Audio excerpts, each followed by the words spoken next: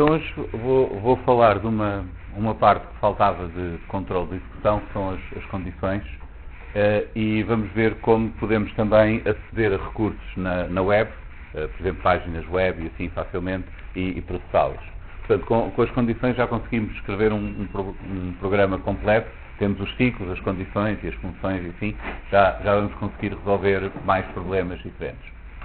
Mas antes de vermos como vamos usar as condições, vou falar um pouco nestes operadores relacionais, como é que nós podemos fazer comparações de valores e obter aqueles resultados verdadeiro ou falso, portanto estes valores booleanos, e depois vou falar só assim por alto da internet e da web, como é que nós podemos usar essa infraestrutura usando este módulo request. Portanto, a infraestrutura em si é complexa, mas depois a maneira de usar é bastante simples. E como exemplo, para um exercício, vamos ver o número de prémios Nobel por país, tirando os dados da Wikipédia. Portanto, processando a página da Wikipédia e fazer uma tabela agregando os prémios Nobel por país. Então vamos ver o que é que são estes operadores relacionais. Nós já vimos vários operadores algébricos de somas, multiplicação, subtração e assim, mas há casos em que nós queremos obter o resultado de uma comparação. Saber se um número é maior ou igual ao outro, se é menor e assim por diante. Aqui tem estes aqui são intuitivos, maior, menor, maior ou igual. O diferente é um ponto de exclamação com igual, ou seja, o não igual, o ponto de exclamação serve aqui de negação. O único que é contraintuitivo é o igual, em que temos de usar dois iguais. E a razão por termos de usar dois iguais é porque um igual em Python é o operador de atribuição, é para pôr um valor numa variável. Se nós escrevemos um igual, ele assume que é isso que queremos fazer. Portanto, se nós queremos perguntar se dois valores são iguais, temos de usar dois sinais iguais. E o resultado das operações com estes operadores é sempre um valor booleano, do matemático Boole, que estudou estas coisas da lógica e da álgebra de verdadeiro e falso, digamos assim. Portanto, temos estes objetos que existem no Python, o falso e o verdadeiro, que são o resultado destas operações. Por exemplo, perguntar se 1 igual a 2 vai-nos dar falso, se 1 diferente de 2 é verdadeiro, e assim por diante. Temos também estes operadores que precisam de uma noção de ordem entre os valores. Por exemplo, 2 maior ou igual que 5 é falso, porque 2 vem antes do 5, é menor que o 5. 2 menor ou igual que 5 é verdadeiro. E estes operadores aplicam-se também a outros tipos de objetos, como por exemplo strings e listas e assim. No caso das strings, a ordem é a ordem alfabética e é comparado elemento a elemento. Portanto, neste caso, ABC é menor que ABD porque A e A são iguais, B e B são iguais, mas C vem antes do D alfabeticamente. No caso das listas também temos esse mesmo processo. Na parte da opção quer dizer que o A é um número maior, né, do que o Z. Não, o A é menor, o A vem antes. Né? Portanto, o A é menor, o C é menor do que o D. A mesma coisa é feita elemento a elemento nas listas. Se todos são iguais e depois um tem um a mais, esse vai ser maior. Mas a comparação é feita elemento a elemento até chegar a um que viole, por exemplo, a comparação que estamos a fazer aqui. Nós podemos também aplicar estes operadores assim em cadeia. Por exemplo, perguntar se 1 é menor que 4 e se 4 é menor que 6, tudo assim de seguida. A interpretação que o interpretador faz a isto é a conjunção das várias operações. Portanto, é este e este. Se forem os dois verdadeiros, isto é verdadeiro. A mesma coisa, enfim, com outros operadores. Podemos pô-lo de seguida, ele vai fazendo 2 a 2 e faz a conjunção de todos aqueles resultados. Se algum for falso, então é tudo falso. Podemos... Aí pode-se fazer o I, mas aí temos que fazer explicitamente. Esta notação assim abreviada é que assume que é I. Mas também temos esse operador aqui. Olá. Em muitos casos, nestes casos de inteiros e valores com vírgulas, com casas decimais, a conversão é feita implicitamente. Portanto, nós podemos comparar, por exemplo, se o 11.0 é igual ao 10, ou se o 10.0 é menor do que o 10, e assim por diante. Neste caso, por exemplo, 10.0 igual a 10, ele diz que é verdadeiro porque consegue comparar estes valores, apesar disto serem representações diferentes. Não é? Este é um inteiro, este é um daqueles com casas decimais, mas o Python faz esta conversão automaticamente. Em alguns casos, não consegue fazer esta conversão implicitamente. Por exemplo, se eu comparar o número 10 com a string 10, ele diz que não pode fazer esta comparação, não sabe o que é que eu quero que ele faça com isto. Portanto, neste caso, se nós queremos fazer isto, temos de fazer a conversão explicitamente, ou para inteiro, ou para um valor com casas decimais, usando o int ou o float, por exemplo, no caso da string. Ou então, fazer a conversão do outro lado, se quisermos comparar por ordem alfabética em vez de pelo tamanho dos números. Depois, se quisermos juntar ou combinar várias destas comparações, ou vários valores booleanos, podemos usar o I, o O é o OR, o I é o AND, podemos também usar o NOT para inverter.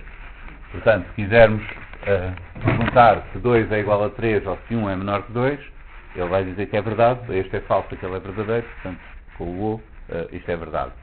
E podemos fazer isso com o I, com o U, podemos combinar com o NOT também. Portanto, o AND implica que tem que ser os dois verdadeiros. Exato, não é? o AND é verdadeiro se os dois forem verdadeiros. O OR basta um ser verdadeiro para ser verdadeiro. Uhum. E o AND é homicida, não é? Podemos não opor que é perfeito. Não opor só neste caso aqui, em que estamos a aplicar aos mesmos operandos, aos mesmos valores. Por exemplo, nós não conseguimos escrever com esta notação esta pergunta assim. Porque isto é uma operação com o 2 e o 2 e outra operação com o 1 e o 0. Aí precisamos mesmo do AND para dizer que são estas duas diferentes. Este é só um atalho quando nós queremos usar os mesmos operandos, os mesmos valores e com estes operadores diferentes. E podemos encadear isto tudo. Aí ele vai interpretar isto como sendo esta comparação AND esta comparação. Mas há muitos casos em que não conseguimos escrever daquela maneira. Temos mesmo de pôr lá o AND explicitamente. Então, se a pode associar à história anterior, tinha outra opção. Um menor que 4 e 4 maior que 2. Temos de usar aí os objetos diferentes, não é? O 4 é comum. Sim, o que ele vai fazer é 1 menor que 4 é verdadeiro. 4 maior que 2 é verdadeiro. Por isto é verdadeiro. Sim, ele faz isto assim 2 a 2. Portanto, se nós quisermos fazer assim, 2 a 2, não precisamos estar lá por o AND, temos esta notação. Normalmente esta notação é prática quando queremos ver se o número está no intervalo. Aí é o mais intuitivo, não é? Tem aquele é menor e aquele é maior e vê se ele está ali no meio. Ou com maior ou igual ou algo assim. Mas em muitos casos, como por exemplo estes, não conseguimos escrever assim, porque temos valores diferentes nos operadores diferentes. Depois temos também já agora a ordem pode fazer diferença e muitas vezes o melhor é usar entre parênteses, mesmo que não seja estritamente necessário, por exemplo ali, mas pode tornar mais visível e mais fácil de não nos enganarmos. Porque sim, o AND tem prioridade em relação ao OR. O AND é a multiplicação, o OR é a soma. É a maneira de lembrar. Mas a maneira mais simples, e as outras comparações têm prioridade ainda em relação a este operador. Portanto, neste caso é feito este primeiro, 1 igual a 0, AND 2 igual a 2, portanto este vai dar falso, mas depois tem este verdadeiro. E o NOT será o mesmo critério que este 2 ou não? O NOT tem prioridade em relação a estes. Sim, é feito primeiro. O NOT inverte.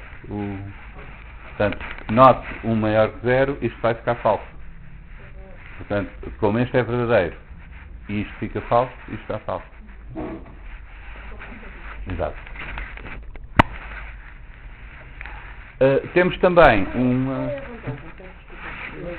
do NOT. Eu não consigo perceber porque o que aquilo está a dizer é 1 é maior, está a pedir o inverso do que está ali, é isso? Neste caso, podíamos substituir o NOT pelo menor ou igual. Sim. Há outros casos em que não. Por exemplo, nós temos este operador IN que nos diz se um elemento pertence a um conjunto. Nós não temos um operador para um elemento não pertencer a um conjunto. Portanto, se quisermos testar se não pertence, temos de usar mesmo o NOT. Além disso, nós podemos querer fazer a negação de uma expressão complexa disto, não é? Por exemplo, eu queria fazer o contrário disto. Dá-me um bocado de trabalho estar a inverter tudo, principalmente porque quando negamos um and fica o or da negação e assim por diante, não é? E para evitar termos de estar nós a fazer essas coisas, é muito mais prático pôr lá um not e o resto tudo entre parênteses. E muitas vezes percebe-se melhor o que é que se quer fazer. Aquela frase, nessa falta, Sim. 1 igual a 1, ou se fizesse um not no início, aquilo passava a ser true? Se fizéssemos not e isto tudo entre parênteses, passava a ser true. Sim, negávamos o resultado todo. Agora, para negar isto, nós tínhamos de passar o O para and, e negar estes dois, e depois o and para o e negar aquele também. Enfim, dava um bocado de trabalho. Podemos fazer, mas dá menos trabalho simplesmente pôr lá o not. E pronto. Mas depois há casos como este em que nós não temos o inverso da operação. Portanto, nós podemos perguntar se este elemento está dentro daquele conjunto, não podemos perguntar se não está. Aí temos que pôr o not. Portanto, nesse caso até podemos escrever not in, e podemos pôr o not junto com o operador porque é mais legível. Não precisamos estar a fazer not e isto entre parênteses. Podemos pôr lá o not in. Nestes casos, o que estamos a perguntar é se isto pertence a este conjunto. No caso das listas e tuplos, ele vai procurar o elemento lá e diz se é verdade ou não. No caso das strings, vai ver se existe a substring naquela. Portanto, eu posso dar isto com um caractere, posso dar com vários, e ele vai ver se existe dentro da string. Há aqui também outro operador, que é o is, que permite-nos perguntar se duas variáveis estão a apontar para o mesmo objeto, que é diferente do igual. O igual compara o que está lá guardado. Portanto, se eu criar uma lista 1, 2, 3 e puser o A a apontar para essa lista, e criar outra lista 1, 2, 3 e puser o B a apontar para essa lista, se eu perguntar se o A é igual a B, ele vai dizer que é verdade. Porque ambas estas listas têm os mesmos valores lá guardados. Mas se eu perguntar se o A é o B, isto é falso, porque estes são objetos diferentes. Se eu alterar uma destas listas, por exemplo, se eu fizer um append no B, o A fica na mesma. Porque um é uma lista 1, 2, 3, o outro é outra lista 1, 2, 3, mas estão em duas partes diferentes da memória. Agora, se eu disser que o C vai apontar para o mesmo objeto que o B, então o B e C é verdadeiro. Tanto o B como o C, estas duas variáveis estão a apontar para o mesmo objeto. Nesse caso, o B e o C são duas variáveis, são dois nomes para a mesma variável? São duas variáveis que apontam para o mesmo objeto. São dois nomes que apontam para a mesma lista que está em memória. Mas eles são duas variáveis. Mas a lista não é a mesma? Neste caso, o B e o C é a mesma. Porque eu criei uma lista em memória, pus o B a apontar para essa lista, e agora estou a dizer, estou a pôr o C a apontar também para o mesmo sítio que o B. Essa parte eu percebi, eu não consigo perceber porque que o A, que é igual àquela lista, e o B, que é igual àquela lista, é a mesma lista. Não é a mesma lista, é uma lista igual. Porque É uma aqui, lista igual? esta expressão, a maneira como o Python interpreta isto é uma lista. Então ele tem de criar esta lista em memória.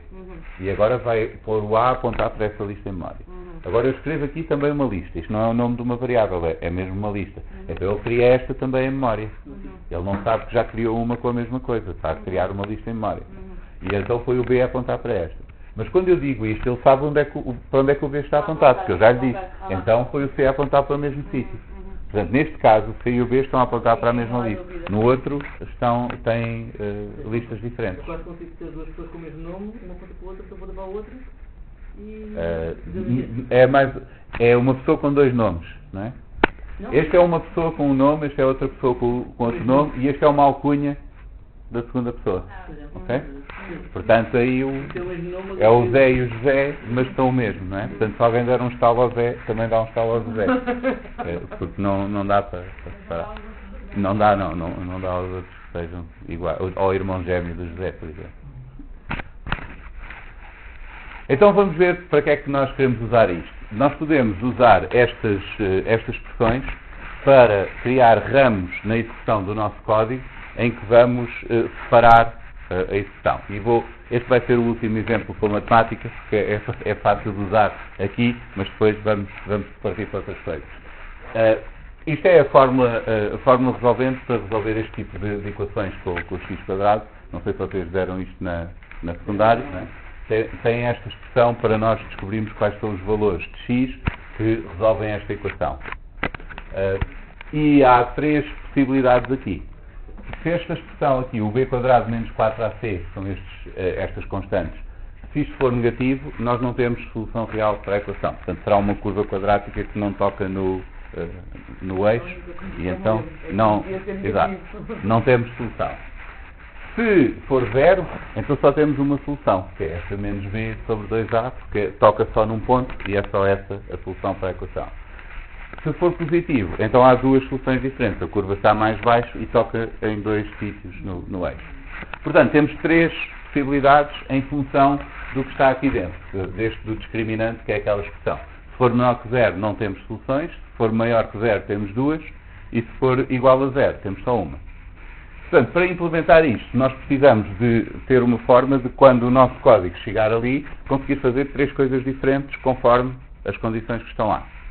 E para isso vamos usar esta estrutura, esta instrução, o if, para criar esses ramos. A maneira mais simples como podemos usar o if é simplesmente if, uma condição, dois pontos. E depois um bloco de código indentado para indicar que pertence ao if. E o que isto diz ao interpretador é para executar este bloco de código só se a condição for verdadeira. Se a condição for falsa, ele salta em frente. Ele passa isto e não executa aquele bloco. Portanto, se eu tiver aqui o a igual a 12 e fizer isto, if a maior que 5, então este print, ele vai imprimir aquele string. Mas se fizer a igual a 4 e se fizer a mesma coisa, não vai aparecer nada, porque ele vai ignorar esta instrução que está dentro do if se a condição for falsa. Portanto, esta é a forma mais simples de usar o if. É simplesmente se nós quisermos executar algum bloco de código. Este bloco pode ter várias instruções, têm de estar todas indentadas para indicar que pertence ao if, mas se quisermos executar esse bloco de código só se a condição for verdadeira. Para o if nós pode ter aqui qualquer objeto, não precisa de ser um true ou um false. E a regra é que qualquer objeto conta como falso se for uma expressão que é avaliada como falso, ou então se for um conjunto vazio, o zero ou o none. Estes contam como falso. Tudo o resto conta como verdadeiro. Portanto, é possível pôr aqui alguma coisa que não seja explicitamente uma condição. Por exemplo, se eu puser aqui se a string xx, então print true, e ele vai pôr o true, porque ele considera que isto é verdade, não é falso. Só é falso se for uma coisa vazia. Se for uma lista vazia, uma string vazia, ou então se for o zero, ou o none. Nesse caso, conta como falso. Mas isto funciona, mas não é boa ideia usar desta maneira, porque fica um pouco estranho, é mais difícil de interpretar o que é que está lá. Portanto, em geral, eu recomendo que ponham mesmo uma expressão explicitamente o que é que querem, porque é mais fácil de, quando estamos a ler o código, perceber a condição. Se quisermos criar dois ramos mutuamente exclusivos, podemos usar esta construção assim, if com else. Isto quer dizer que se a condição for verdadeira, é executado o primeiro bloco, caso contrário, é executado o segundo. Mas só um deles é que é executado, e com o if else garantimos que um deles será executado, porque ou a condição é verdadeira e será o primeiro, ou é falsa e será o segundo. Portanto, aqui criamos uma ramificação em que garantimos que vai só por um dos ramos, mas vai sempre por um deles. Neste caso, se o x for 10, a condição é verdadeira, ele vai executar aquela linha de código. Se o x for 2, esta condição é falsa e então ele executa a outra linha de código.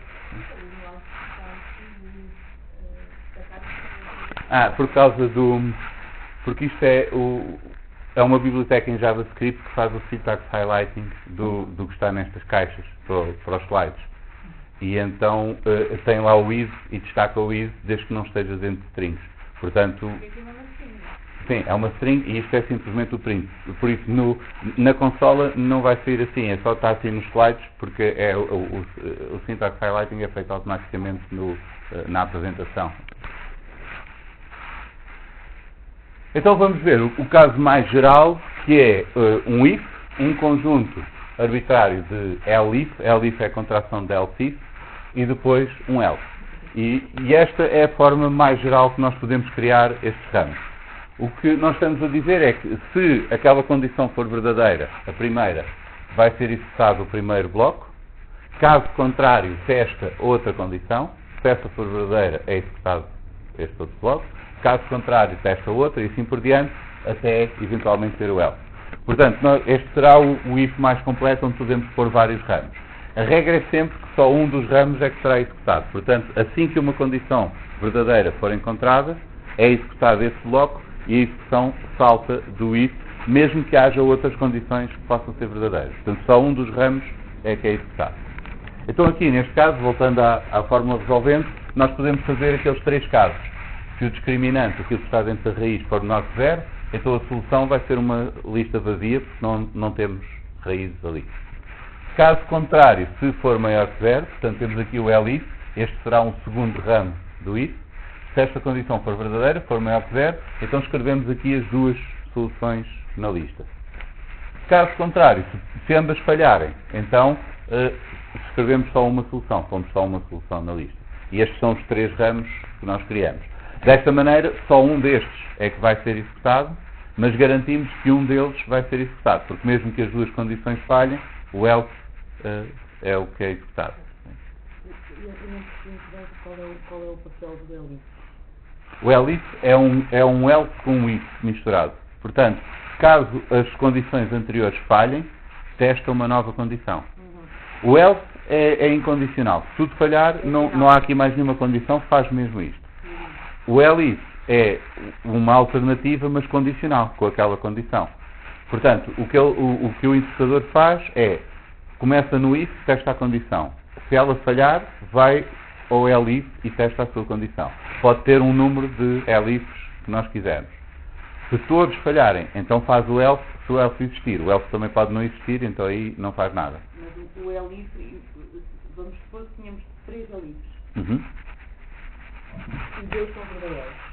É o primeiro, ele faz e depois salta. O primeiro verdadeiro, ele ignora o segundo. Exato, verdadeiro. porque assim que ele descobre um ramo verdadeiro, executa esse e salta para o fim do if. Ignora o resto. Portanto, no if nunca é executado mais do que um ramo.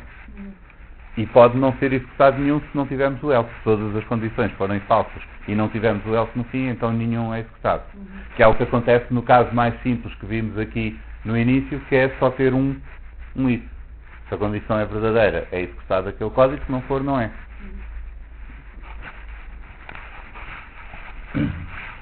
Então depois podemos testar a função, e quando testamos uma função que tem ifs, por exemplo, neste caso, esta função com estes valores vai nos dar duas soluções, e nós podemos testar para ver se elas são mesmo soluções da equação. Portanto, se substituirmos aqueles valores na nossa equação, o resultado deve ser zero, porque em princípio são os valores as raízes daquele polinómio. Mas, em geral, quando nós testamos funções que têm ifs, que têm vários ramos, nós devemos testar todos os ramos. Portanto, é importante ter aqui uma expressão que não tenha solução real, uma expressão que tenha duas e uma que só tenha uma. Porque, senão, nós podemos ter um erro num destes ramos e nós não vamos descobrir que temos lá o erro porque no teste nunca chegou lá aquele ramo. E então, se vocês tiverem uma coisa com vários ramos, if, else, etc., convém arranjar exemplos que vão a todos, porque senão há partes do código que não são testadas. Então vamos ver outra parte onde vamos agora aplicar o if, que é usar recursos da internet, da web, e processá-los, portanto, especificamente páginas da web. Eu vou só falar assim um bocadinho por alto do que é que está por baixo, porque é que depois é tão fácil nós usarmos isto. Portanto, a ideia aqui é que nós temos uma rede de redes de computador que nós usamos não só para partilhar informação, mas também para partilhar recursos. Por exemplo, se nós fazemos uma pesquisa no Google, não estamos simplesmente a obter informação daqueles servidores, estamos também a usar o poder de computação dos servidores, porque eles têm de estar a fazer uma data de cálculos quando fazem a pesquisa e assim, não é? E nós aproveitamos isso para encontrar os nossos resultados. E para chegar de um computador ao outro nesta rede, o que acontece sempre é que qualquer mensagem é partida em pacotes, e esses pacotes depois são endereçados ao destinatário, e alguns no destinatário algum processo vai ter de juntar outra vez os pacotes. Por exemplo, não sei se hoje em dia já quase não se nota, mas antigamente quando usávamos modem, por exemplo, as imagens demoravam tempo a carregar, não é? Vinham umas linhas, depois vinham mais umas linhas, e assim, porque vinham esses pacotes e iam sendo processados depois no nosso computador e iam juntando aquilo para formar a imagem. Hoje em dia ainda é assim, só que como a net é muito mais rápida, nós não notamos isso assim tão facilmente, bem que se a página for muito grande, vemos que há coisas que vão aparecendo umas depois das outras. E a internet não é apenas uma rede de computadores, é uma rede de redes de computadores. E a arquitetura é aproximadamente assim. Temos redes locais em que os computadores são ligados por um router. Por exemplo, em casa temos um router e os computadores comunicam uns com os outros intermediados por esse router. E depois esse router vai encaminhar também mensagens que são para fora da rede por outros routers e nós temos redes ligadas umas às outras e muitos saltos, muitas vezes, para chegar de um sítio para o outro. Portanto, temos muitos computadores no caminho que o que estão a fazer é o serviço de correio de reenviar as mensagens mais ou menos na direção para onde elas devem ir para eventualmente chegarem ao destinatário. Agora, isto tem aqui muitos níveis diferentes de programas e de protocolos para controlar estas comunicações, porque esta rede é muito heterogénea. Nós podemos estar a usar wireless em casa, por exemplo, depois temos uma ligação de fibra óptica para os servidores do ISP, depois esses podem ter ligações via satélite ou por cabos transatlânticos, ou, enfim, muitas coisas dessas diferentes. Portanto, por baixo disto, no nível mais próximo do hardware, temos, nesse nível físico, temos protocolos específicos para cada tipo de meio de comunicação, seja wireless, cabo, fibra óptica ou assim, que vai gerir a comunicação por esse troço e por esse meio. Por exemplo, o Wi-Fi usa estas frequências, 2.4 GHz e 5.8 GHz, e isto é standard para as antenas, para os receptores e emissores dos computadores e assim, e tem de haver um protocolo estabelecido para o hardware conseguir comunicar com as antenas e termos o computador ligado em rede.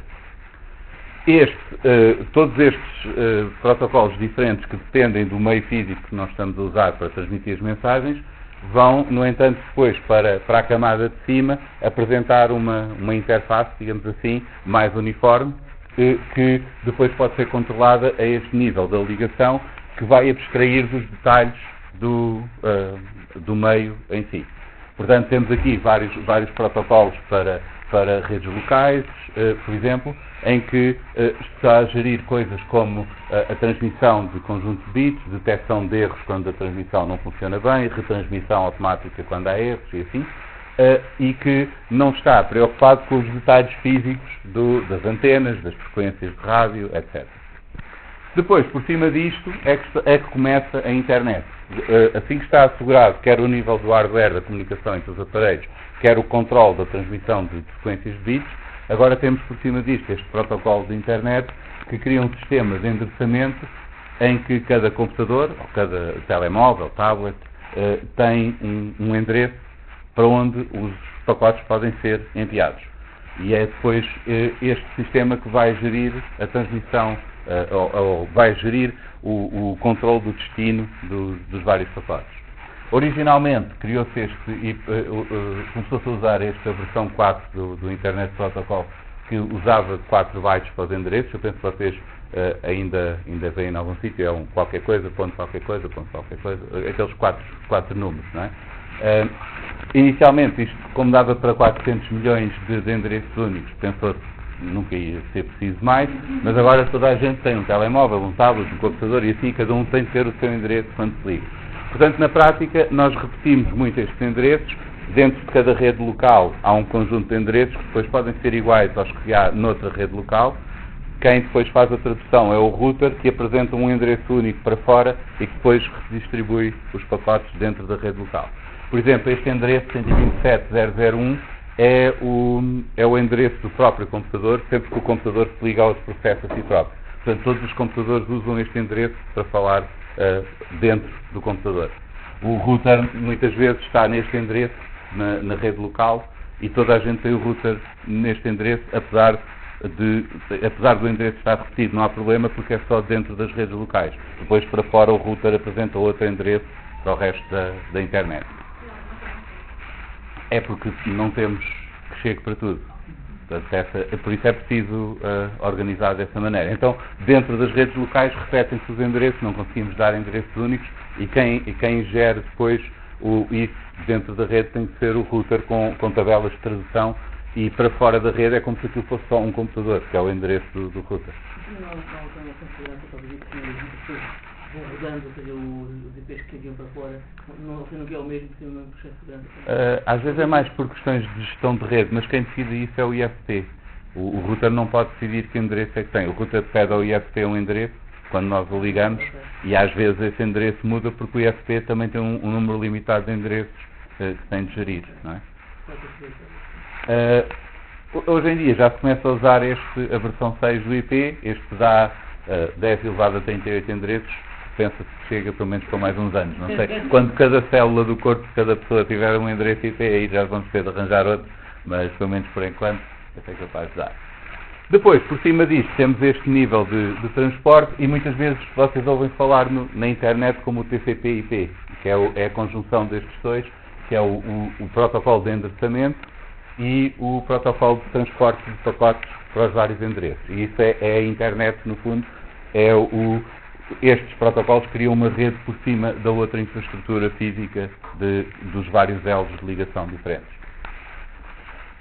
Depois, ainda acima disto, temos o nível da aplicação do nosso browser, por exemplo, do DNS, para podermos escrever o nome de um sítio qualquer e encontrar o endereço. Isso está a trabalhar por cima da internet, no fundo, do TCP/IP, aproveitando o controle destes protocolos de transporte de dados e de endereçamento para poderem fazer as comunicações.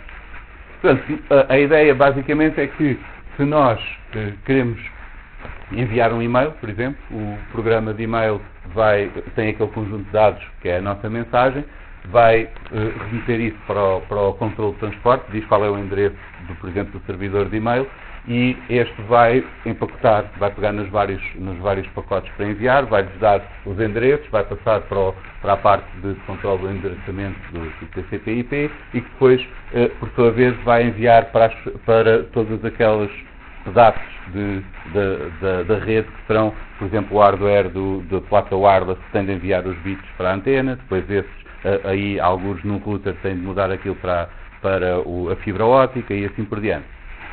Portanto, a ideia aqui é que, apesar disto ser uma coisa extremamente complexa, cá para baixo, já está tudo feito, está tudo a funcionar. Portanto, nós vamos mexer só aqui em cima e confiando que o resto vai fazer o que tem de fazer.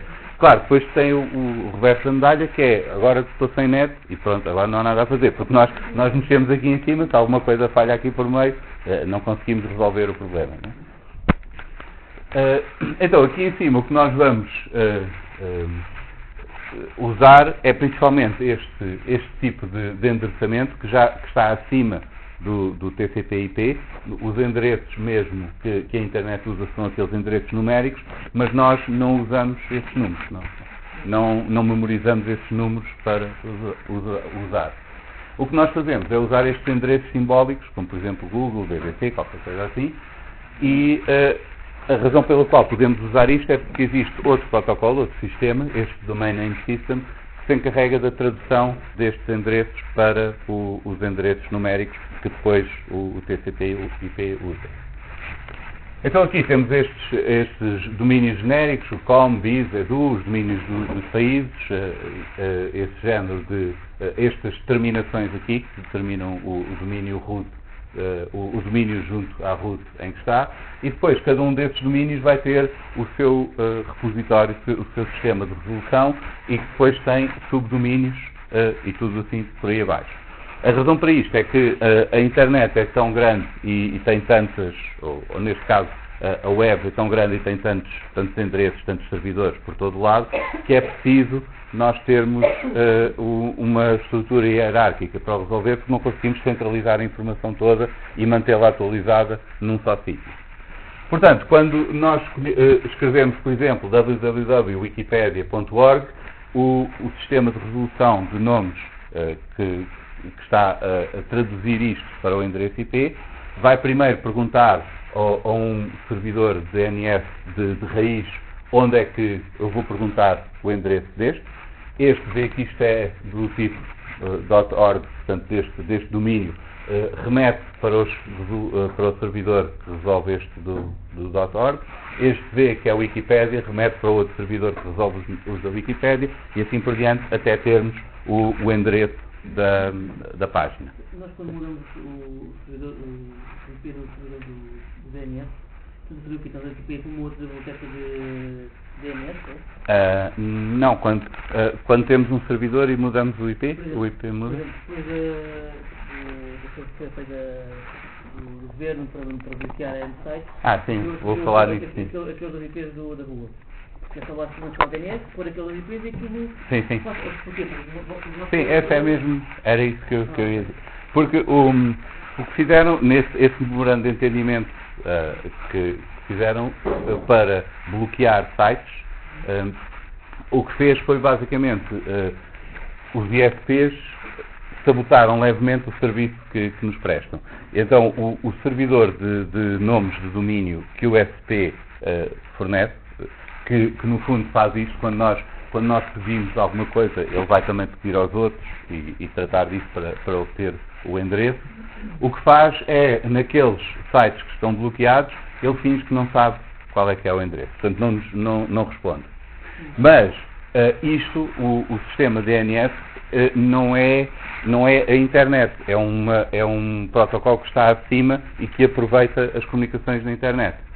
Portanto, se em vez de usarmos o servidor de nomes de domínio que o SP nos fornece, que vem automaticamente com a ligação, ou vem configurado no router, ou assim, nós podemos usar outro qualquer que não esteja a fazer isto. E aí é que vem, por exemplo, o da Google, não faz esse bloqueio.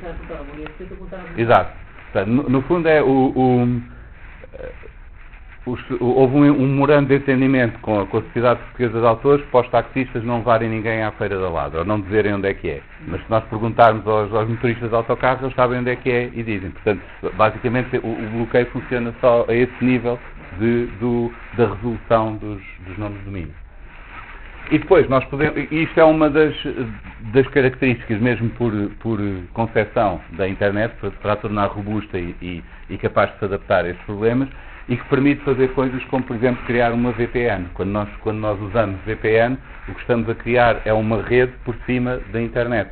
É como se fosse outra rede, uma rede local, por exemplo, mas que usa a internet para transferir os dados, faz a encriptação automaticamente para podermos trocar dados privados por uma rede pública, onde qualquer pessoa pode estar a interceptar e a vê-los, mas que não consegue perceber o que é porque estão encriptados. Mas quando se usa um VPN, se agora, por causa diretamente um computador e outro, se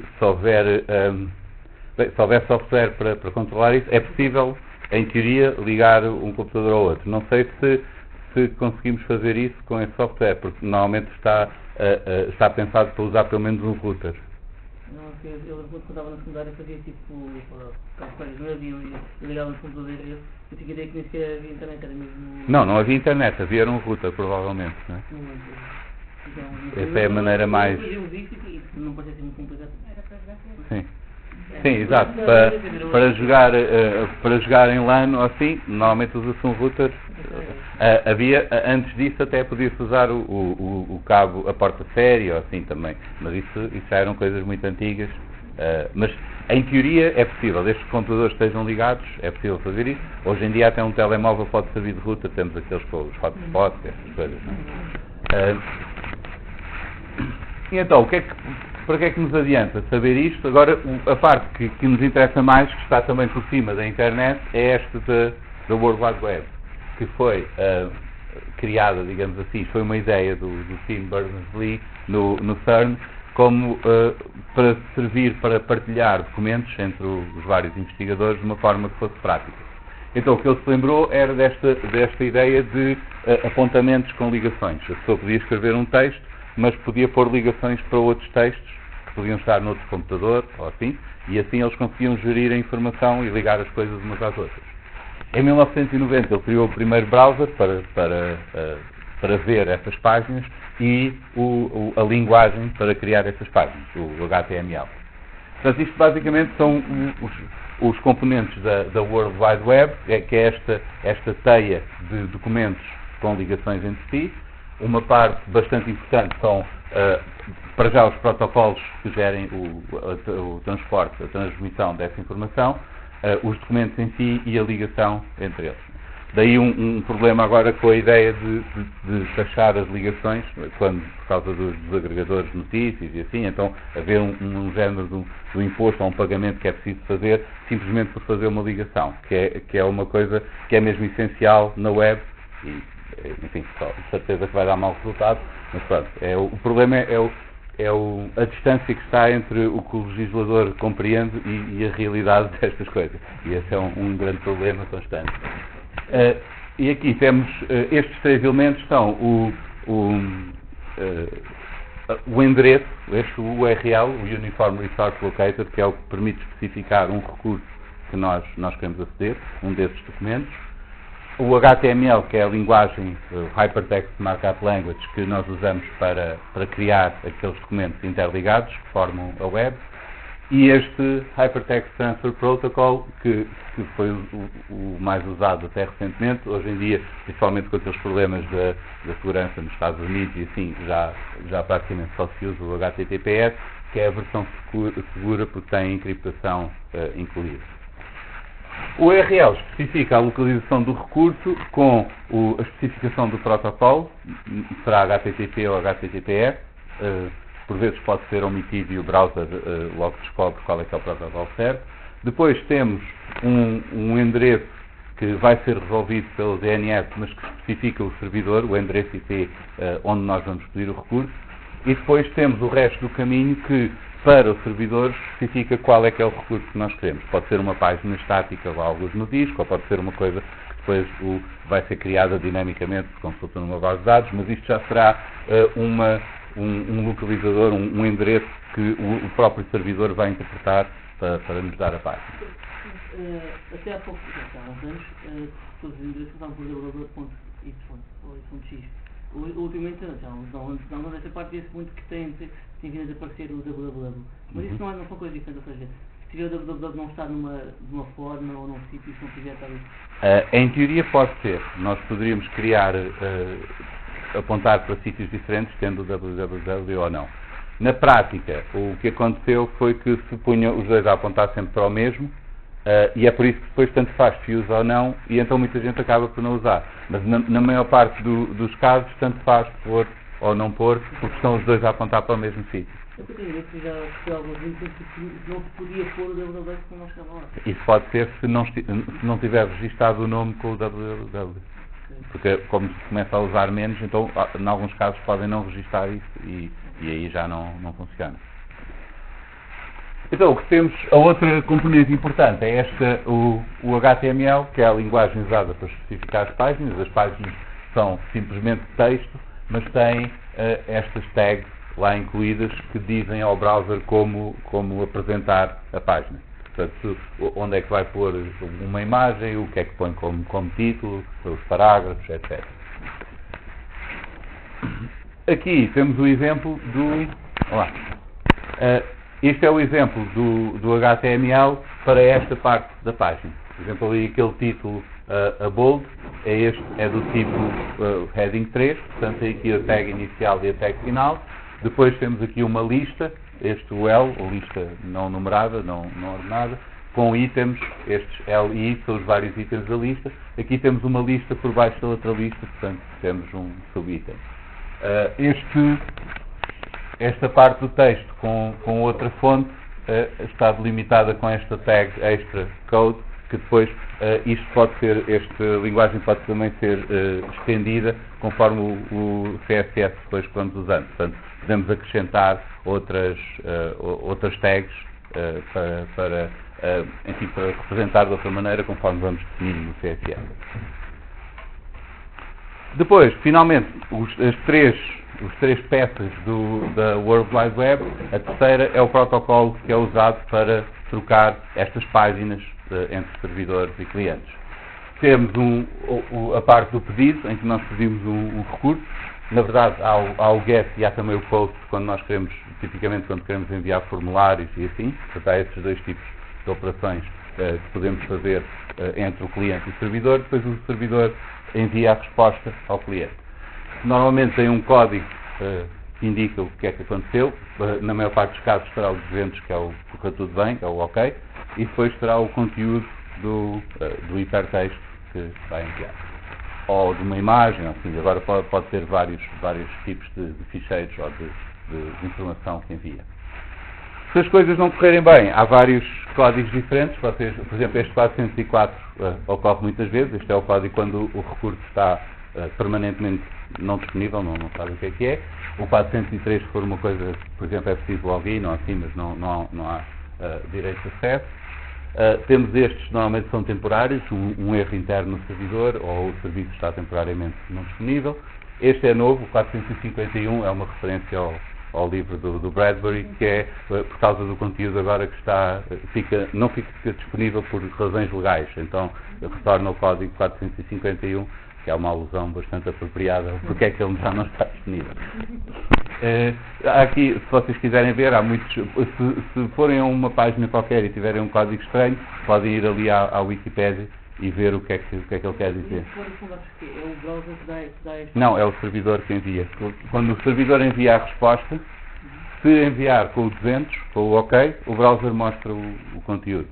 Se enviar outra coisa, tens um erro e o browser mostra o erro. Às vezes o que acontece é que o próprio servidor envia uma página, envia o OK, mas envia uma página a dizer que há um erro.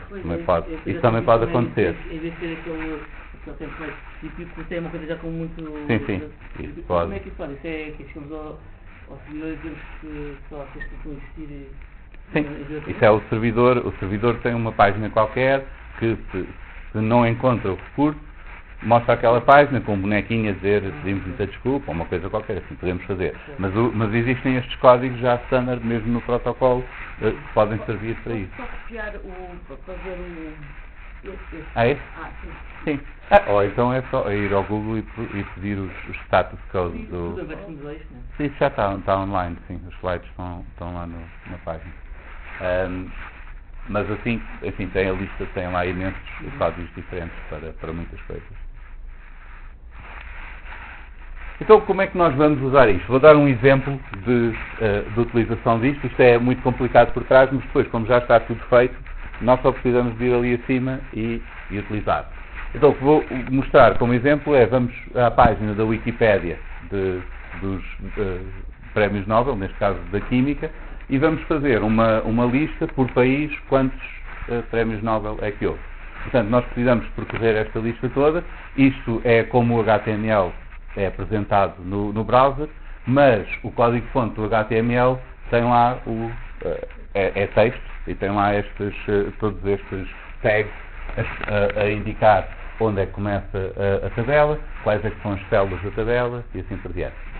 Portanto, se nós partirmos aqui pelo TD, que são as células da tabela, nós conseguimos ter uma lista de strings que tem as células todas da tabela. E agora precisamos só de ver como é que nós descobrimos onde é que começa a tabela com o país. Que felizmente tem sempre ali um íconezinho da bandeira, e é este aqui que eles chamaram a classe flag icon, que depois tem a imagem. Portanto, se nós partimos tudo pelas células e fomos procurar aquela que começa com span, class, flag icon, que é o estilo aí que vai depois representar a bandeirinha do país, nós sabemos que aquela é uma célula do país.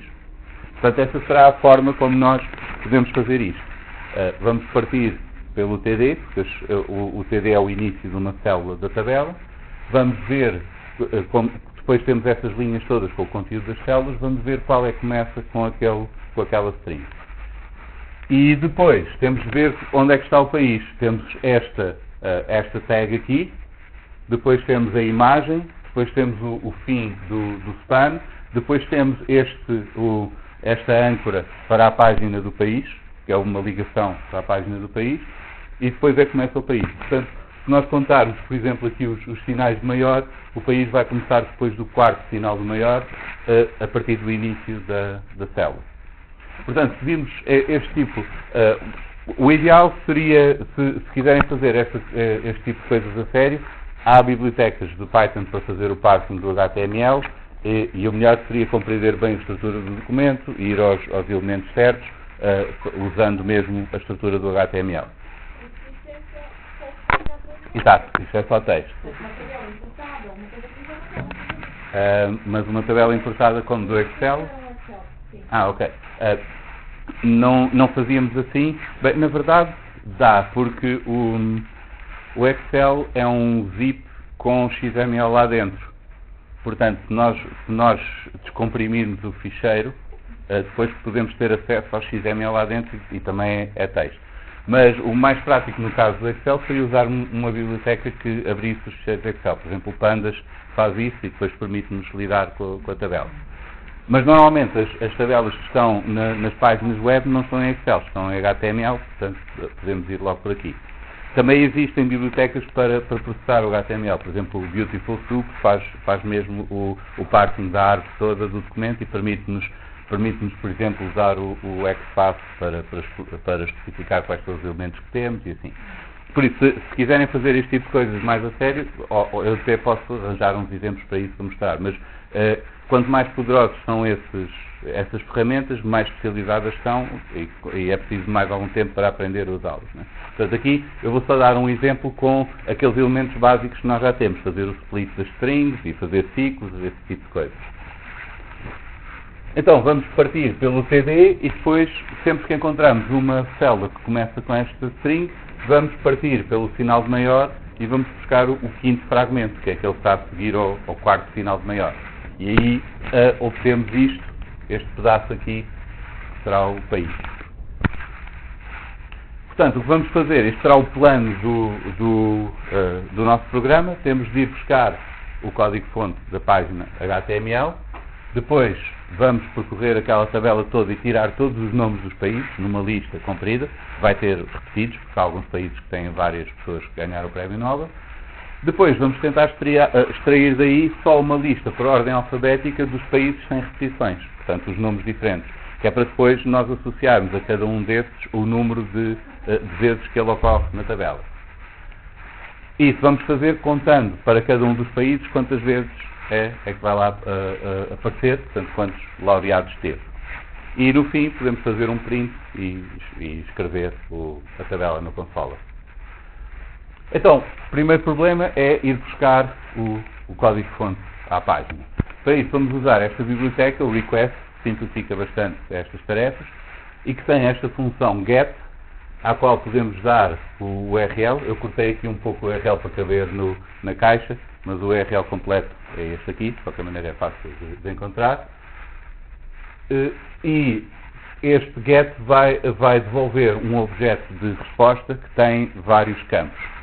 Os mais úteis são provavelmente este o OK, que nos diz se conseguiu ir buscar aquela página, e o status code, que podemos consultar no caso de não conseguir, para ver o que é que correu mal. Sim, são atributos do objeto que o get devolve. O get devolve um response. O R nós definimos, né? Sim, isto é o nome de uma variável. E depois assim pomos R.set. Sim, o get vai devolver um objeto da resposta do servidor ao nosso pedido. Esse objeto guarda a informação que o servidor mandou. Se correu tudo bem, qual é o status code, enfim, o URL, coisas assim, está tudo lá no objeto. Sim, mas está lá guardado no objeto. Uma parte que nos interessa neste caso é o text, que é uma string com o código-fonte do HTML todo. Portanto, tem aqui uma string grande com tudo, incluindo as mudanças de linha e essas coisas assim. Então agora, o que vamos fazer é pegar nessa string, que tem o código-fonte todo, vamos parti-la pelos tags das células, o TD, e agora temos em cada linha o início de uma célula da tabela. Vamos começar com a nossa lista vazia dos países, vamos iterar por todas estas linhas das células e vamos ver quais é que começam com aquele flag icon, que era aquela bandeirinha que estava lá no país. Se encontramos uma dessas, portanto, se começa com o flag icon, este start with é um método da string que devolve verdadeiro se ela começa com aquela substring e falso se não começar. Portanto, só aquelas que começam com isto é que devolvem um verdadeiro aqui nesta função. Então, temos esta condição. Se isto acontecer, executamos esta linha aqui. E esta linha o que vai fazer é acrescentar à lista dos países o resultado desta operação, que é partir a célula pelo sinal de maior. Isto vai-nos dar uma lista de fragmentos. Pegar no quinto fragmento, se nós partirmos aqui esta célula pelo sinal de maior, está aqui 1, este é o fragmento de índice 0, este passa a ser o de índice 1, depois temos aqui o de índice 2, o de índice 3 e este será o de índice 4, portanto é o quinto fragmento aqui. Assumindo que esta estrutura é sempre a mesma na tabela, e podemos dar uma olhada para confirmar que é, o quinto elemento, que é o de índice 4 destes fragmentos, será o nome do país. O problema é que vem o nome do país mais este pedacinho aqui até ao outro sinal de maior, que é onde nós partimos. Portanto, temos aqui um menor, o barra e o A, que ainda vêm agarrados. Então vamos limpar essa parte. Vamos pegar neste texto aqui, nesta string, vamos parti-lo agora pelo sinal de menor e ficar só com o primeiro fragmento. Esta é uma forma comum, prática, de ir buscar um pedaço de texto que está no meio de duas coisas que são constantes. Portanto, nós fazemos o split e ficamos com o texto que está a seguir, e depois fazemos outra vez o split e ficamos com o que está antes. Portanto, partimos duas vezes e ficamos com o que está lá no meio daqueles limitadores. E vamos acrescentar isto à lista dos países. Portanto, podemos experimentar, fomos buscar a página e agora vamos criar esta lista dos países com todos os países que estão na página HTML. E agora temos aqui a lista com os países todos, podemos até olhar para a tabela para confirmar, para ver se está a funcionar. Estes são os países todos mesmo correndo a lista, mas agora nós queremos apenas queremos uma lista só com os países diferentes, sem repetições, onde que vamos depois associar às contagens. Então vamos fazer uma função para criar a lista só com os países sem repetições. Vamos começar com esta lista de países únicos vazia. Vamos percorrer os países daquela lista e vamos ver se o país daquela lista não está dentro da lista que estamos a criar. Se não estiver, então pomos lá. Por isso, a primeira vez que um país é encontrado, isto é verdade, não está dentro daquela lista dos únicos. A segunda vez que for encontrado, já lá está, porque já foi posto, então aquele código não é executado. Por isso, cada país só vai entrar uma vez para a lista e depois já não entra mais, porque já lá está. Se nós não pudéssemos não criássemos uma lista antes da função, e só pudéssemos lutar no início, você não ia criar a função com isso? Aqui? No final, ou seja, unique igual a árvore de parênteses. Sim. E depois no final temos return e unique, no final da função. Sim. Se nós não puséssemos o primeiro, aquilo não iria criar a... Não, se não puséssemos o primeiro, dava erro aqui. Porque queríamos fazer o append e ele não tinha. Mas mesmo que não desse erro aqui, dava erro aqui, porque depois víamos para devolver um valor que ele tinha de avaliar e ele não sabia o que era o unique. Tem que existir antes. Portanto, tem de existir antes, porque senão, sempre que vamos pedir o valor associado à variável, se a variável não existir, dá erro. Então, esta parte, o que faz aqui este ciclo é testar cada um deles que está lá dentro, faz o append, como isto está indentado, vai fazer isto tudo dentro primeiro, e depois nós queremos por ordem alfabética, mas as listas têm este método bastante conveniente, que é o sort, que altera a ordem dos elementos da lista para ficarem por ordem crescente. No caso de serem números, é simplesmente a ordem crescente, no caso de serem strings, é por ordem alfabética que está. Também há um argumento opcional que podemos inverter se quisermos fazer a ordem ao contrário. E depois devolvemos a lista. Portanto, temos agora aqui a lista dos países sem repetições e por ordem alfabética, que era o que nós queríamos.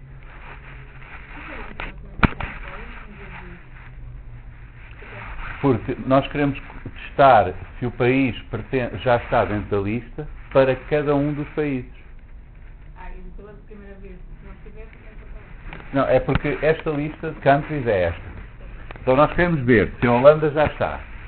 Se não está, vai para a lista. Depois a Alemanha. Se não está, vai para a lista. Depois a Suécia. Depois vamos ter aqui outra vez a Alemanha. Este já não vai, porque já lá está. Não é? Porque isso é uma coisa para cada vez o for é cíclico até acabar... Sim. O if simplesmente diz para executar isto se a condição for verdadeira. E provavelmente vai acontecer até para... Se não tivermos o for, depois só fazemos isto uma vez, não é? Agora, o que é que queremos fazer este teste para cada um dos países? Então, tendo o C a apontar para cada um dos países da lista, vamos ver se esse C já não está ali. E então, se não estiver, pomos. Mas depois vamos apontar o C para o outro país e vamos testar outra vez. Sim. Portanto, temos um for, temos o if dentro do for e depois temos o append dentro do if. O C é uma variável que vai apontar para cada um dos países. Não, é definida no for. Posso mostrar aqui. Vamos fazer aqui for i in 1, 2, 3. E agora 5. O i é aquela variável que o Python, que o interpretador, vai pôr a apontar para cada um dos elementos daquela lista.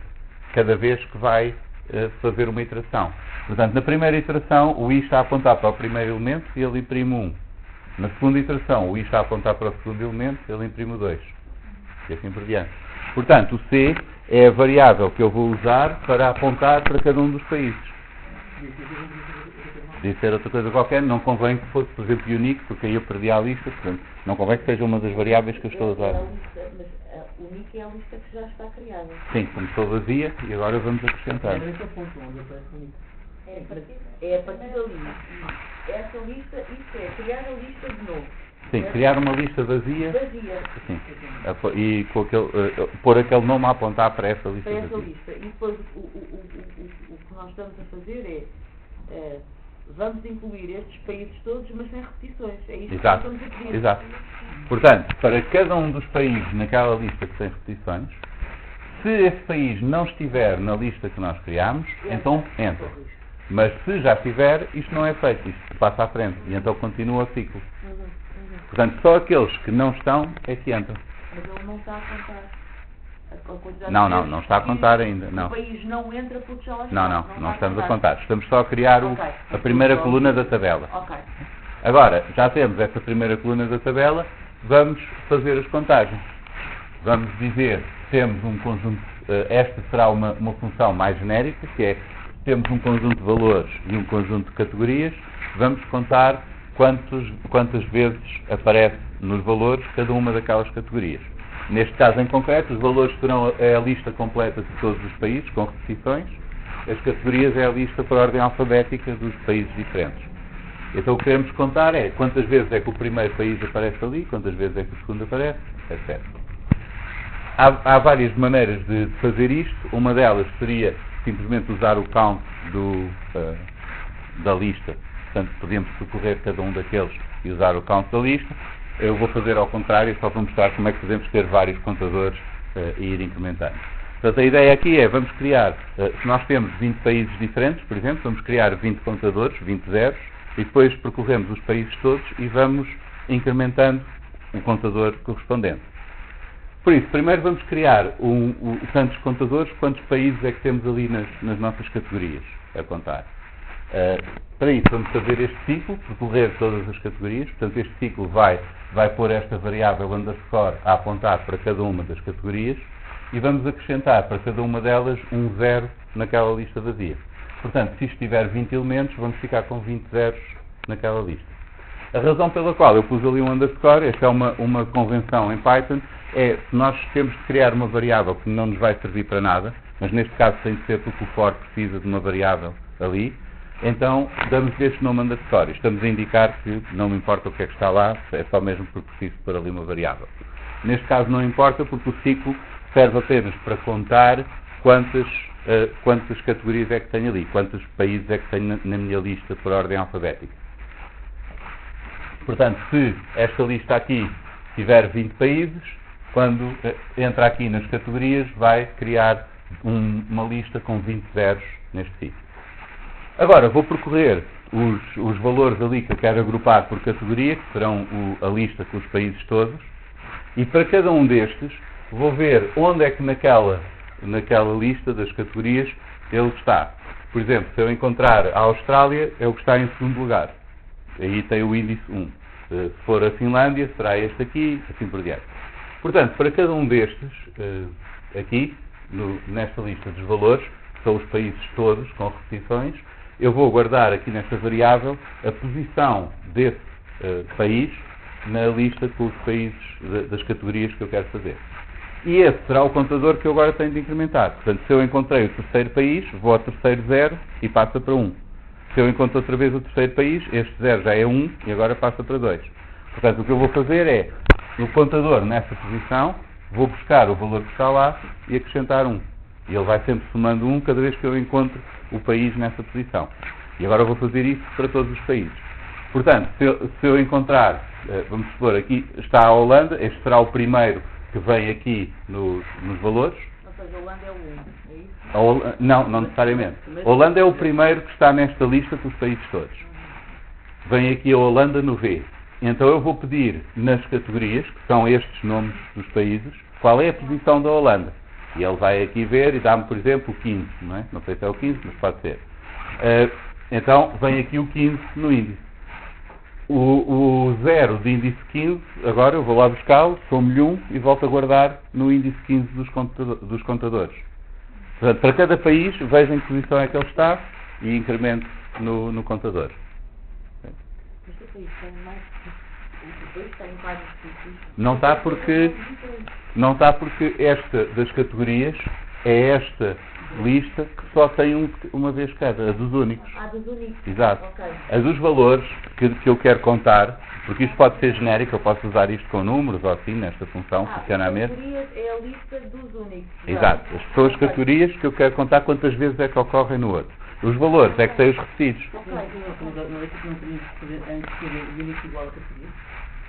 Antes de fazer isso? Não, porque esta função vai receber as categorias ali no segundo argumento. Porque quando for categoria já não se inscreve antes. Não, esta estamos a criar agora. O outro dos únicos é que sim. É que quando chamamos esta, vamos dar a lista completa com as repetições todas para o primeiro parâmetro, que são os valores. E vamos dar a lista dos nomes, que é esta aqui, com os nomes diferentes, para as categorias.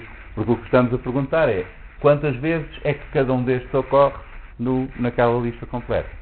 Então aqui percorremos a lista completa, vemos qual é a posição na categoria e incrementamos esse 1.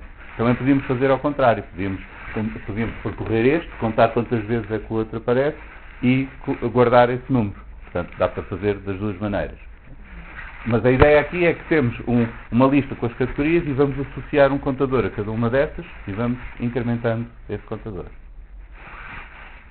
No fim, temos este resultado. O que é que isto quer dizer? Que a Argentina apareceu uma vez, a Austrália apareceu uma vez e assim por diante. Depois temos aqui estes 69, devem ser os Estados Unidos, que apareceu ali nos prémios Nobel. Então, o que vamos fazer agora é juntar isto tudo. Vamos criar uma função que devolve uma string com a tabela completa e simplesmente recebe o URL da página onde está a tabela. Portanto, esta vai receber o URL, vai usar o request, aquele módulo que tem a função get que vai lá buscar o resultado, a resposta do servidor. Se não for verdadeiro aqui o OK, se o OK for falso, então sai logo da função e diz que houve um erro. Não conseguimos, não temos internet ou assim, isto não vai funcionar. Portanto, se esta condição for verdadeira, ou seja, se o OK for falso, temos ali o not, ele vai devolver esta string e sair logo da função. O return, assim que o Python encontra o return, sai da função. Portanto, se houver algum problema, isto já não vai ser executado, sai logo da função. Depois, se isto correr tudo bem, vamos listar todos os países a partir do texto da página HTML. Vamos obter ali nos nomes os países diferentes por ordem alfabética e depois vamos obter ali um vetor, a lista com as contagens pela mesma ordem que os países, que é esta que produzimos aqui. Sim, o resto foi as peças que fomos criando e agora aqui juntamos tudo para pôr a funcionar. Neste caso, isto não está por else. E não só faz sentido usar mais else. Não, o else faz sentido usar se tu quiseres fazer alguma coisa, caso a condição seja falsa. Neste caso podíamos fazer isso. Nós podíamos fazer, se não ok, qualquer coisa, else. Mas como o software permite fazer, como o Python permite fazer isso sem usar o else, só se tivermos mais else, não, pode ser, o else não precisa de else. O else pode ser simplesmente quando nós queremos que uma das duas coisas esteja feita. A razão pela qual não precisamos do else aqui em particular é apenas por causa do return. Assim que o Python encontra o return dentro de uma função, sai da função. Portanto, se esta condição for verdadeira, se este not for verdadeiro, isto já não vai ser executado de qualquer maneira, porque logo que ele encontra o return, sai da função e acabou. Se não tivesse o return, teríamos que pôr else. Aí sim, se nós não queríamos que isto fosse executado, então teríamos que pôr else. Sim, que é só no caso contrário. Então vamos começar com a nossa tabela final, a nossa string como uma string vazia. Isto tem de ser porque vamos acrescentar lá coisas. E agora, para cada índice dos nomes dos nossos países diferentes, a razão pela qual agora estou a fazer um ciclo pelos índices é porque eu vou ter de ir buscar o nome do primeiro país e o primeiro contador. O nome do segundo país e o segundo contador. Portanto, tem de ter sempre o índice. Tem de saber qual é que fica com qual. Portanto, esta função range vai-nos dar aquele objeto que dá os números 0, 1, 2, etc. Até o valor que eu digo. Portanto, vai-me dar todos os índices da minha lista de países. E agora vou acrescentar na string o que já lá estiver, vou guardar naquela string da tabela o que já lá estiver, mais o nome nesta posição, um tab, e o contador da mesma posição, portanto o contador correspondente ao país. Como o contador é um número inteiro e eu quero concatenar isto com a string para fazer o texto, vou ter de convertê-lo também em string, portanto vou ter de arranjar, converter na representação de texto daquele número. Se eu não fizer isto, o Python não consegue concatenar um pedaço de texto com um número. E depois ponho o /n para mudar de linha. Portanto, quando correr esta função com o URL, vou guardar aqui nesta variável a string com a tabela toda, e se eu fizer o print da variável, vou ter aqui a tabela dos prémios Nobel. Como a Wikipédia tem sempre o mesmo formato nestas páginas, com os prémios Nobel, exatamente o mesmo código funciona para outros. Por exemplo, se eu quiser os da Física, basta mudar ali o URL e eu obtenho os da Física. Se quiser os da Medicina, aqui até está um de Portugal. Portanto, exato, este foi o nosso contributo para a ciência. Mas, como a tabela tem sempre o mesmo formato, qualquer uma destas páginas nós podemos processar com este código. Mas, sim. No quarto range, length, estamos aqui a fazer a lista, mas do comprimento dos nomes. Nós vamos fazer vamos usar este range. Este vai criar um objeto que vai devolvendo números, e vai devolver números do 0 até chegar ao número que está ali. Nunca chega a ser aquele, mas até para antes do número que nós pomos aqui. E este range é útil para indexar qualquer conjunto de elementos. Por exemplo, vamos criar aqui um conjunto C com estes elementos. 8, 4, 6, 2, por exemplo. Se eu fizer um ciclo pelo range do comprimento, o comprimento C, esta range vai-me dar esse objeto iterável, que vai produzir os números, e os números que ele vai produzir são os índices daquele conjunto. Portanto, este tem índice 0, 1, 2, 3, 4, e ele vai produzir o 0, 1, 2, 3, 4. Esta é a função principal do range. O length então é para ter do 8 ao 1. É tudo que no meio. A função length. Não, a função length é o comprimento. É o número de elementos. Portanto, o length de C é o comprimento daquele conjunto, é 5. Tem 5 elementos. Portanto, o que estamos a fazer aqui é fazer com que esta variável ix vá tomar os valores de todos os índices deste conjunto. O 0, o 1, o 2, até chegar ao fim. os índices deste conjunto dos nomes são também os índices dos contadores, porque nós criámos aqui exatamente o mesmo número de zeros e depois fomos somando os uns, que é para ter os valores todos, para todos os países, pela mesma ordem. E é por isso que precisamos dos índices, porque agora temos de pôr o nome do país e o valor do seu contador. É sempre o IX nos dois. Temos de fazer isto para o primeiro país, para o segundo, para o terceiro, e vamos fazendo isto. Por isso é que estamos a iterar pelos índices e vamos lá buscar cada um deles. Ou seja, isto vai correr para cada um. Sim. Ou seja, Argentina corre. Exato. A Argentina faz isto.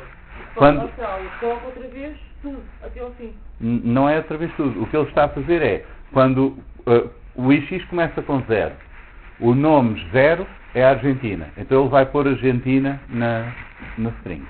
Depois vai pôr um tab, para pôr este espaço, e agora vai ao contador na posição 0. O contador na posição 0 tem o número de vezes que a Argentina apareceu. Então ele vai pôr este 1. E depois põe uma mudança de linha. Agora vai com o IX igual a 1, que é o próximo. O de índice 1 é ali a Austrália. E agora vai fazer a mesma coisa com a Austrália e aparece aqui a Austrália. E assim por diante, para os outros todos. E eu preciso do índice porque eu quero que o país de índice IX vá ficar emparelhado com o contador de índice IX. Não pode ser um qualquer, não é? Tem de ser os do mesmo. Para isto está certo. Por isso preciso daquele índice para conseguir ir buscar aos dois. Se eu fizesse aqui, por exemplo, assim, como eu tenho aqui, ou for C in countries, por exemplo. Vamos supor que eu fazia aqui for C in name. Eu agora tinha aqui na variável C a Argentina, mas não sabia qual é que era o contador da Argentina. Porque eu simplesmente tinha o nome Argentina. Sim.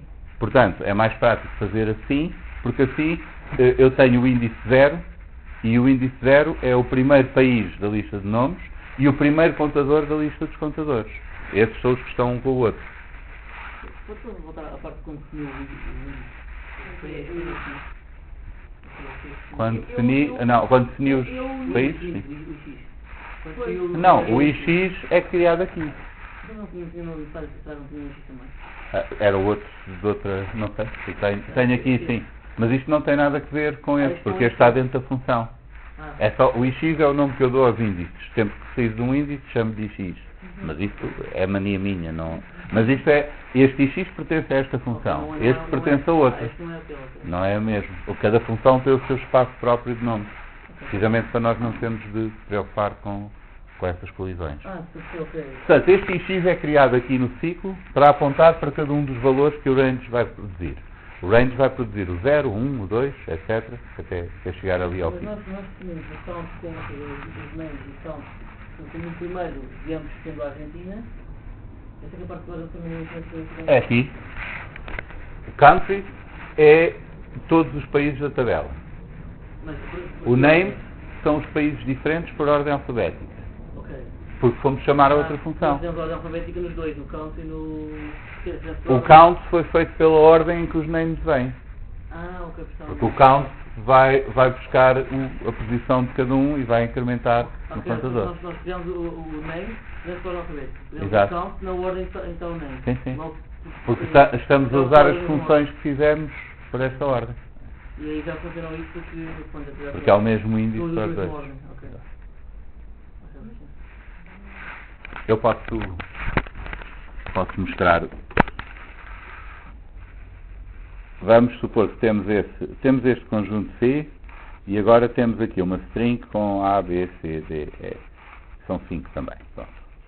E agora vamos fazer um IX no range do comprimento do conjunto C. Se fizermos isto, nós vamos ter esta variável a variar entre 0 e 5, entre 0 e 4, que são os índices daquele conjunto C. Ele tem 5 elementos, o primeiro tem índice 0, 1, 2, etc. O outro também tem 5 elementos. Mas aqui não está organizado, isso é por acaso o calho está naquela ordem. Sim, portanto eu vou criar aqui o C2, que também tem 5 elementos, tem este A, B, C, D, E. Agora, o que eu posso fazer é, o print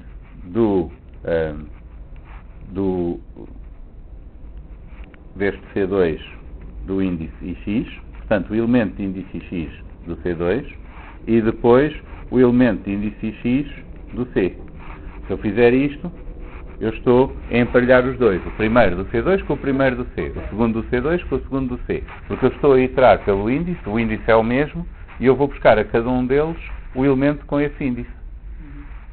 E então junto os dois aqui aos pares. É isso que eu estou a fazer aqui. O índice é o mesmo. E eu agora vou emparelhar o país do índice X com o contador do índice X, porque é o contador daquele país. Portanto, o país de índice 0 fica com o contador de índice 0, o país de índice 1 com o contador de índice 1. Okay? Agora percebi. Isto faz bem porque quando fizemos a variável que estava, mas fizemos com base no meio que estava por Exato, ordem. já estava por ordem. Se nós não tivéssemos feito por alfabeto, Exato. estávamos sempre, ou seja, era assim, não mandamos. Quando cria o unique é quando cria o número de vezes quando cada país está na lista. Não, o unique são os países da lista por ordem alfabética sem repetições. Ok. Este count per category é que vai receber esses nomes e vai devolver as contagens pela mesma ordem. Pela mesma ordem. Exato. Ok, quando cruza dá o resultado. Exato. Ok. Com a ordem dada pelo variável names. Estava-me aqui a faltar o link, eu não estava, mas não era capaz de... Não era capaz de pedir isto. Era incapaz de pedir isto à Wikipédia. O que é que eu fiz aqui? Mas é muito interessante. Portanto, com isto podemos usar várias páginas e, basicamente, resumindo, o que vimos aqui foi o if. O if permite-nos fazer estas condições e executar código só se a condição se cumprir. E vimos como usar recursos remotos. No fundo, ir lá buscar os dados é fácil, nós usamos o request e há duas hipóteses, ocorre bem ou ocorre mal. Se correr mal também temos de diagnosticar o problema de alguma maneira, se correr bem temos o texto da página. Depois é questão de processar, não é? Agora o HTML, dependendo do que é que querem fazer, pode ser mais simples ou mais complicado. Quando são coisas assim que é sempre a mesma estrutura, aí é bastante simples. Quando há coisas que são, por exemplo, se querem fazer o parsing do Facebook ou alguma coisa assim, depois é difícil porque aquilo é reativo e tem muitas coisas que vão gerando na altura, mas aí depois depende do que é que se está a fazer. E como é que nós podemos investigação desse tipo de linguagem no Python? Imagina que quer fazer uma animação em Python, tipo só um hover em que se o gato estiver em cima daquele objeto acontece uma coisa, fica bold ou assim, e se não tiver, não reage. Como é que eu posso tem que buscar a linguagem Python para um ser HTML, não é? Não, isso não dá, porque há uma linguagem que se pode usar para isso, que é o JavaScript, e a razão pela qual se pode usar é que os browsers implementam um interpretador de JavaScript. Então nós mandamos o código na página, no JavaScript, e o browser executa o código. Outra possibilidade é o Java, se estiver instalado o plugin, ou as coisas do Flash, ou assim, mas esses já precisam do plugin. Em princípio, o JavaScript, qualquer browser implementa. Sim, mas isso é o que está a correr no servidor.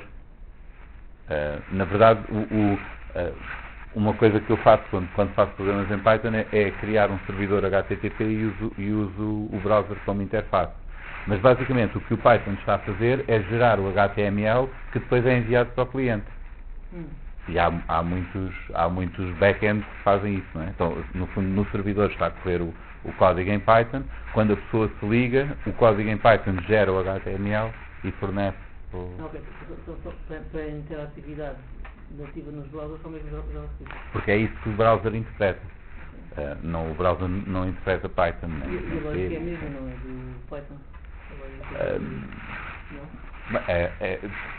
Não é o mesmo, não é a mesma linguagem. Aprender não é aprender outro. São ambas linguagens imperativas, são orientadas a objetos, portanto tem algumas coisas semelhantes, mas também tem diferenças importantes. Ao nível da sintaxe ou ao nível do nome das variáveis? Não, o nome das variáveis nós podemos inventar, isso é listo, mas a sintaxe é diferente, sim. O tipo de coisas que se pode fazer também é diferente. O tipo de coisas que o browser permite fazer, por exemplo, não se pode estar a gravar ficheiros com JavaScript e assim, porque há problemas de segurança. O JavaScript é uma linguagem um bocado limitada porque nós não queremos que o nosso browser descarregue código que faça tudo, porque aí descarrega código que formata o disco e ficamos sem nada, não é? Portanto, tem de haver limitações para o que é que o JavaScript pode fazer, porque senão seria muito inseguro. E nisso é bastante diferente do Python.